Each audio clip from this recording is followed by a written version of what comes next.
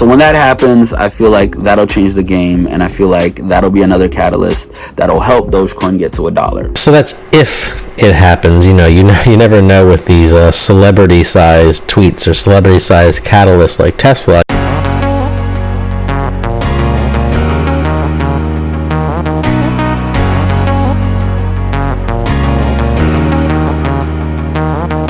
What's going on, stock traders, and welcome to PB Reacts, where we take a YouTube video that has to do with stocks and we do a reaction video to it.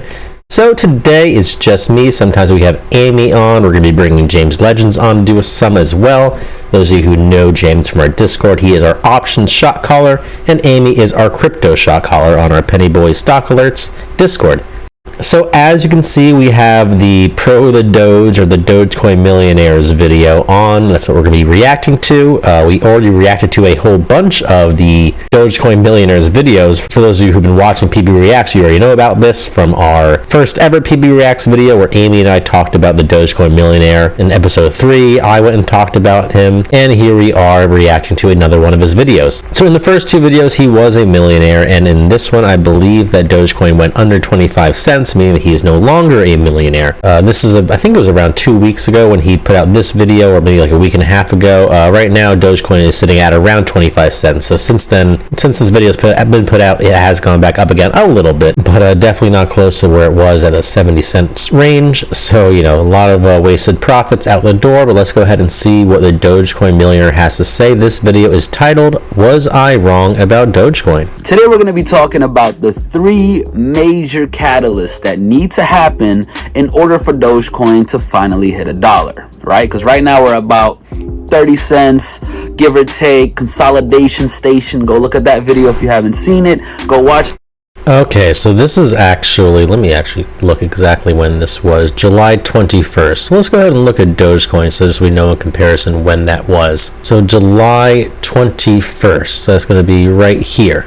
So this day, he says at 30 cents, so he probably shot the video, before July, before he put it out. So he was saying it was around the 30 cent range, consolidating, I guess, right here in this 30 cent range. And so this video was actually put out, during the consolidation, and then what happened was it dumped down to 16 cents. So this is actually, the video that he currently is doing is actually before the big dump off where he would have been Dogecoin, 700,000 there. That video because I talk about the consolidation station, which is where we're at right now, about 30 cents, give or take, which is pretty much the best time for you to get into Doge and the best time for you to buy Doge because the hype has kind of died down, right? If you bought Doge at 30 cents, you would be currently down right now, actually. Nobody's really talking about Dogecoin right now. So this is when you want to buy. You want to buy up right now because when that next spike comes up, you're going to be well on your way. Okay, so 3 catalysts that we need in order for Dogecoin to get to $1. Let's get started. The very first one, some of you guys may know, others may not. So we're talking about it in this video, right? Robinhood wallets, okay? So that's the very first catalyst that needs to happen. And what does that mean? Robinhood wallets, opening up the wallets. What does that mean, Pro Doge? What does that mean? Enlighten me. So I got you. What that means is, right now, for example, I have 99% of my Dogecoin in Robinhood, the app, right? And I can't actually move it out of Robinhood in crypto form just yet. It's kind of stuck in there, right? The only way I can take it out is if I cash it out and then I take it out in a fiat, regular cash money form, and I have to pay 40% taxes when I do that, right? So I'm waiting for Robinhood to open up its wallet so I can move it in and out in crypto format. The problem is this: they haven't given us a date just yet of when that's gonna happen. So basically, when you are buying and selling crypto, there is a lot of taxes, there are fees and all that. So, that's what he's talking about. And, there's a big difference between having a wallet and trading the crypto. When you trade the crypto, you don't own it. And when you have a wallet, you are actually owning it. So, he wants to put his crypto into a wallet so that he owns the crypto and it's, it's his own currency. happen, but they have came out and told us that it will. So they're working on it right now. I think personally, this is just my opinion, that Robinhood is one of the major wallets holding Dogecoin. It could be the biggest wallet out there, it could be the second or the third biggest, but I do believe that it's one of the biggest wallets out there actually carrying Dogecoin. And when they decide to finally open up the wallets and have a safe way to do so, because that's what they're working on right now, then you're gonna have about a third of all Dogecoin out there just loose, just out. You can buy, you can trade, you can sell, you can do whatever you want with it, right? Because right now it's all stuck in Robinhood, the app. Same thing with, lots of other exchanges where you can't just yet take everything out. Another thing that I think is going to happen with the whole Robinhood wallet situation is Robinhood knows that as soon as they open up the wallets, everybody's out, right? Everybody's just going to move their coins out of there into their own wallets. So let's think strategically here, right? Let's say, what if I was to work at Robinhood? What would I think? I would think, okay, how can we make it so people want to keep their Dogecoin in Robinhood? Because as soon as we open up the wallets, they're gone, right? We're going to lose a bunch of our clients. So what I think they're doing is this. I think they're trying to come up with a way to add staking to Robinhood. If you guys don't know what staking is, that's when, because you're holding Dogecoin in a certain exchange, they give you money, interest, because you're holding it in that place. So Gemini does this, right? So if you have Bitcoin or Ethereum in Gemini, just the fact that you have it in there, they will actually compensate you and give you interest every year. I don't know if it's every month or every year, but they'll give you interest, a percentage back, just for holding all of your coins in their platform. So I feel like Robinhood is going to come to a point where they have to offer staking, because what other reason would I have to keep all my Dogecoin in Robinhood? You know what I mean? Like, you got to offer me an incentive to keep it in Robinhood. So I really think, and I truly believe, that Robinhood will come up with staking or some form of that, so people don't just, move all their Dogecoin out as soon as they're able to. So that's catalyst number one. Robinhood opening up their wallets so you can move Dogecoin and any other crypto they offer in and out of their platform. So, number one was definitely definitely a valid point. If Robinhood does get a wallet, that could definitely affect Dogecoin, because, Dogecoin and Robinhood kind of go hand in hand. When you think about crypto, and in Robinhood, you think, oh, Dogecoin, Robinhood was where I bought my first Dogecoin. A lot of people got in, when I got in back at 0.002, it was in Robinhood, because that's, that was the main place that traded it, and no one knew about, all these other crypto, based crypto apps that you can trade on, or even the wallets. So, everyone just knew Dogecoin and Robinhood. Why not? YOLO, 0.002, why not at this point, But, so Robinhood getting a wallet could definitely affect Dogecoin. With Dogecoin, even if it is good news, that it is a hype stock, and there's a lot of fear involved in those hype stocks, and a lot of people like to take advantage of that. So, a big percentage of Dogecoin is owned by just a few investors. So all it takes is one big sell-off, and it could cause some more panic, some more selling off, and, you always have to have an exit strategy in case the catalyst might actually go, take a turn for the worse. All about risk management. You go check that video out, talking about Tesla for Dogecoin and what I think is going to happen in that situation. So Tesla for Dogecoin is such an important thing, because what happens is this. As soon as a company like Tesla, the most successful car company in the world, it's valued more than every single other car company put together. Tesla is killing the game right now. So if you take the top car company out there saying, hey guys, we will now accept Dogecoin for our vehicles, that kind of sets the standard, right? That kind of sets the mark, where it's like, look, we're willing to do that because we believe in Dogecoin and we believe in cryptocurrency and we believe that it's the future, right? They already have $1.5 billion in Bitcoin, so why not Dogecoin, right? Especially because Elon's such a big fan of it. So I feel like as soon as Tesla accepts Dogecoin for their cars, that's going to change the game for every other company out there. I feel like other companies are going to slowly follow suit, right? It's almost like Tesla is leading the way in all of these innovations and all these technologies and the way we see the world, that it only makes sense that they're the first ones to accept Bitcoin and accept Dogecoin for their vehicles.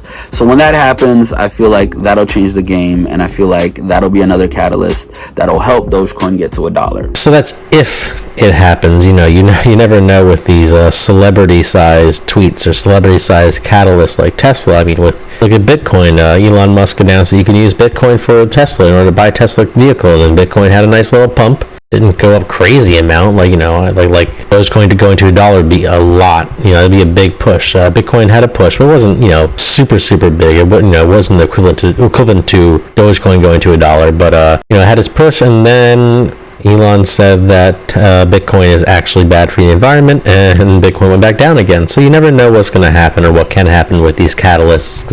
It's always best to have your downside protected just in case. Well, let me tell you something. Ethereum and Dogecoin collaboration. What? Yeah, I'm not even making that up. That's actually going to happen. So let me break it down. So it all started on May 16th when Elon Musk made a tweet that said, if Dogecoin can speed up... What do you say? If Dogecoin speeds up block time 10x... Line. Increases block size 10x, and drops fees 100x, then it will crush, I didn't say crush, but I like to use that word, will beat Bitcoin hands down. Vitalik responded to that tweet saying, but what about scalability, big dog? What are you going to do? How are you going to scale Dogecoin up even higher? How are you going to do it? To which Elon responded, oh, you gotta be scared. You fear the Doge. And then Vitalik was like, no, I don't fear the Doge. I actually love the Doge. I actually own millions of Doge coins myself. I even went to Japan a few years ago and visited the real life Doge. Did you? Probably didn't, but he flexed a little bit.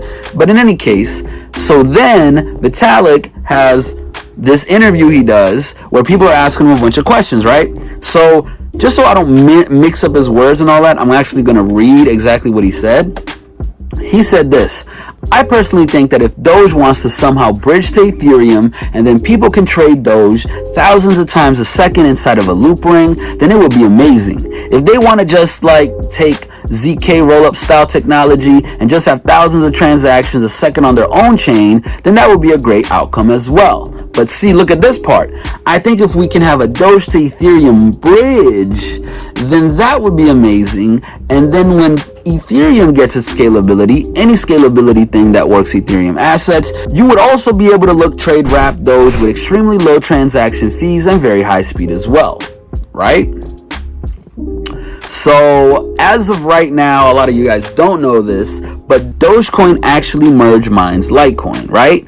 And obviously back in the day, it was a lot smaller than Litecoin, so it made sense. But now Dogecoin is even bigger than Litecoin, so it's becoming a little bit of an issue, right? So what Vitalik is basically saying is, if there's potentially some way for Dogecoin to merge mine with Ethereum, then that would be an interesting alternative and basically help everything out. And then Vitalik went on to I personally am pretty bullish on Ethereum. I know they're in the NFT space, which I think could be really popular in the future once it really hits off. I know that Amma Jamma is very bullish on Ethereum in the long term. She keeps saying that Ethereum is going to hit 10,000 or 20,000 before Bitcoin hits 100,000. So if Ethereum decides to link with Doge or merge with Doge or whatever it may be, that could definitely be a big catalyst. I don't know if that might. The chances of that happening doesn't seem very likely. That would take a lot, but if it does happen, which I don't know why if it does happen, it could, it definitely could be a catalyst. Maybe not Doge to $1, but definitely it could bring Doge eventually to $1. To say a bunch of other technical mumbo jumbo that I'm not going to say in this video, but basically what that means is this is great news for Dogecoin. If we merge mine with Ethereum and there's a bridge there, everything's going to be super awesome and dope, and Doge will get to $1. So that is the Dogecoin Millionaires video.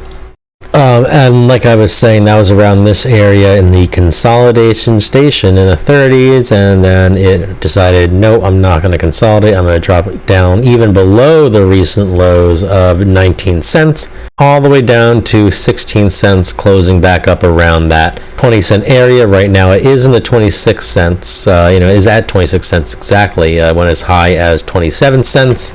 Yeah, that being said, these catalysts have a lot, they're going to have to be pretty big in order to make up for all this, all this lost momentum from that 70-cent run. It's definitely heading back down, broke down past all the past lows right here. I'm personally pretty bullish still on Dogecoin, and I'm not bullish enough to hold for $1. Right now, if I was to buy, I would have bought like around, probably 20 cents. I probably would have waited and, until I saw some form of consolidation, some form of upper momentum. Like right here, you keep getting these higher highs, higher lows. Even here, this is looking like a nice trend line.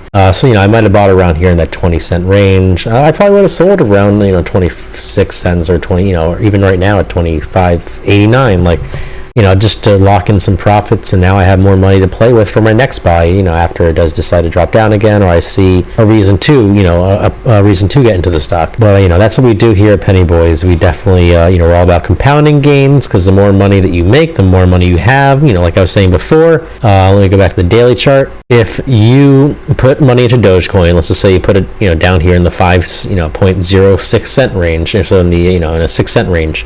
So if you, let's just say that you bought Doge, down here, and by the time it got up to 50 cents, right around here in this run, you were up $1 million.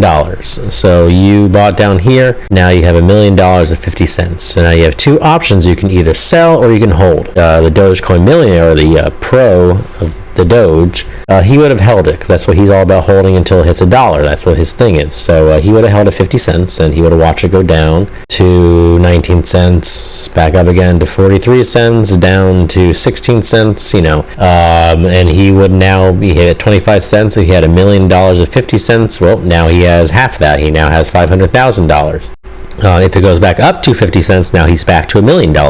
Now, what you could have done, you could have seen this breaking down. You could have sold at 50 cents. Now you have $1 million in your pocket. You sold, you made your $1 million at 50 cents instead of holding, and the stock goes down, and you still have $1 million. Let's just say, maybe you're not quite ready to buy here. You wait, and you see some upper confirmation. Let's just say you buy at 20 cents. You know what? Forget that. Let's just say you buy at 25 cents. You buy right here at 25 cents with $1 million.